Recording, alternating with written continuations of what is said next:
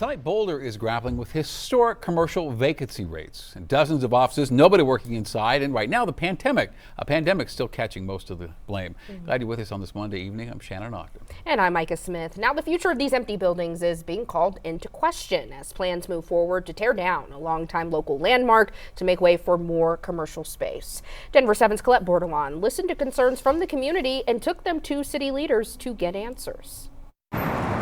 It's one of those places I used to work here. that needs no introduction. What is the dark horse to Boulder? Oh my gosh, it's an icon. Max Lord is one of many saying goodbye to the beloved bar. Well, the entire plot of land, essentially from the University 236, is going to be redeveloped. But the dark horse is only part of this story. Lord says this is a citywide conversation. People are seeing a lot of old legacy buildings disappear, and I think they are seeing a lot of new empty buildings pop up, and they want to understand what is the root cause of this. He took us on a drive. Vacancy, vacancy, vacancy. Where the signs are the story. Less empty buildings would be nice.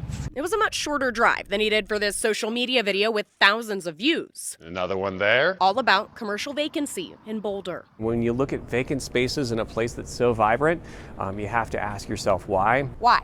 Why? Well, it starts with a pandemic. Jonathan Singer is with the Boulder Chamber of Commerce, and he's working on how to address a vacancy rate of almost 30% for downtown Boulder offices. We are looking at a historic commercial vacancy rate, not just in our community, but across the world. He points to problems like the cost of business increasing, while the permitting process moves slowly. How we work changed, but you would think then that at 30% vacancy, prices would start to drop, and they haven't. Joel Grano, a real estate agent, agrees there must be a way to bring people back to work downtown. The rent is something that really is the core problem, right? Like the law of supply and demand still works. If rent were to go down, it would fill up. I think everybody has adjusted their rates, and we're all trying really hard to find tenants to make deals happen, but just not much demand. Tebow Properties is one of the names seen in several of the for-lease signs around town.